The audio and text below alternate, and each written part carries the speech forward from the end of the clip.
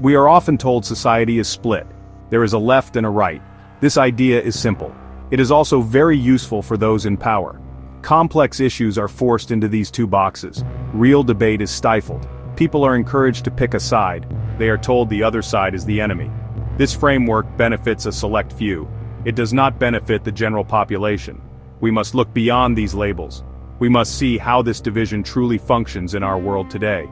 This manufactured division keeps people apart. It stops them from seeing their common interests. Many ordinary people, whether labeled left or right, face similar struggles. They worry about jobs, they worry about healthcare, they worry about the future for their children. But the focus remains on the differences. The system encourages arguments over symbols. It distracts from the substance of power. This distraction serves a clear purpose. It protects established hierarchies from genuine challenge from a united populace. The left-right dichotomy is not a natural state of human organization. It is a construct. It has been carefully built and maintained over time. Powerful interests have invested heavily in this narrative. They understand that a divided population is easier to control. It is easier to manage. If people believe their neighbors are their primary adversaries, they will not look upwards. They will not question the sources of their difficulties.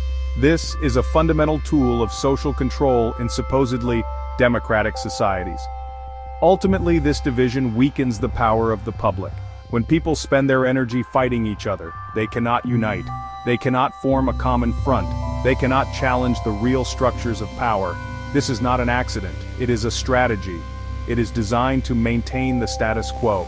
It ensures that decisions continue to be made by a small group. This group operates outside the public gaze.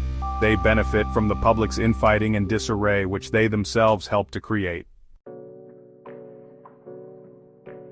The corporate media plays a crucial role in this process. It constantly reinforces the left-right framework. News stories are framed through this lens. Pundits are chosen to represent these opposing viewpoints. This creates the appearance of debate, but it is often a very narrow debate. The fundamental assumptions of the system are rarely questioned. The media sets the agenda. It decides what is important. It tells us how to think about the issues presented, often subtly guiding us. Most major media outlets are large corporations, or they are owned by even larger conglomerates. Their primary interest is profit. They also have close ties to other powerful corporate interests, and to the state. This means their reporting often reflects these interests. They are unlikely to present information that seriously challenges the existing power structures. They amplify voices that fit the established narrative. They marginalize or ignore dissenting perspectives. This is how consent for the existing order is manufactured day after day. The illusion of choice in media is pervasive. We see many channels, we see many websites, but the range of permitted opinion is often very limited. The same basic assumptions underpin most mainstream coverage. Controversies are highlighted, but these are usually within the accepted boundaries of the left-right divide. Issues that fall outside this divide receive little attention. This shapes public perception. It limits our understanding of the world. It makes it harder to see alternative possibilities for our society. Social media platforms can exacerbate this problem. Algorithms are designed to keep users engaged. They often do this by showing people content that confirms their existing beliefs.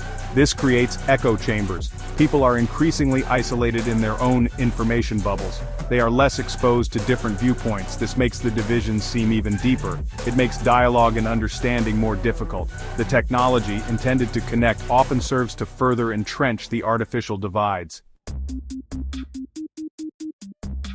Corporate interests exert enormous influence over the political system. This influence transcends party lines. Large corporations and wealthy individuals fund political campaigns. They spend vast sums on lobbying. They shape legislation to benefit their bottom line. This is not a secret. It is a well-documented feature of our political reality. The concerns of ordinary citizens are often drowned out by the power of money. This happens regardless of which party holds nominal power. Politicians from both major parties often depend on this corporate support. They need it to get elected. They need it to stay in power. As a result, their policies often reflect the interests of their donors, not the interests of the general public. There may be differences in rhetoric. There may be disagreements on social issues, but on fundamental economic questions, there is often a broad consensus. This consensus favors corporate power. It favors the concentration of wealth. This is the unstated agreement. Consider policies related to deregulation. Consider tax cuts for the wealthy. Consider trade agreements that benefit multinational corporations. These policies often receive bipartisan support, or they are implemented by one party and left untouched by the other. The public may be divided on these issues, but the political establishment, influenced by corporate power, often moves in a single direction. This direction serves the few, not the many. The illusion of choice masks a deeper uniformity of purpose among elites. The political debates we see are often a form of theater. They are designed to engage the public emotionally. They distract from the real decision-making processes. These processes occur behind closed doors. They involve negotiations between politicians, lobbyists, and corporate executives. The outcomes of these negotiations shape our lives, but we have little say in them. The democratic facade conceals a system that is profoundly undemocratic in its operation and outcomes, serving narrow sectors of power. The notion of democratic choice as presented can be an illusion. We are offered a limited menu of options. These options are often pre-selected by those with power and influence. Voting is important, but it is not enough. If the choices themselves are constrained by forces beyond our control, then our freedom is limited. We are participating in a ritual that legitimizes a system that may not serve our best interests. This realization is the first step towards change. True freedom begins in the mind. It means recognizing the manipulation. It means seeing beyond the artificial divisions. We must develop critical thinking skills. We must question the narratives we are fed by the media and politicians. We must seek out alternative sources of information. We must learn to identify the interests that lie behind the messages we receive. This mental liberation is essential. It is the foundation upon which any meaningful social change can be built. It allows us to see the world as it is. People have far more in common than the system wants us to believe. Most people want a decent life. They want security for their families. They want clean air and water. They want access to education and healthcare. They want a society based on fairness and justice. These are not left-wing or right-wing values. They are human values. The artificial divisions prevent us from recognizing this shared humanity. They stop us from building solidarity across these imagined lines. Therefore, unity is crucial. We must learn to look past the labels. We must find common ground with those who have been portrayed as our opponents. We must dissent against a system that thrives on division and control. By understanding the illusion, we can begin to dismantle it. We can work together. We can demand real democracy. We can build a society that serves the interests of all its members, not just a privileged few.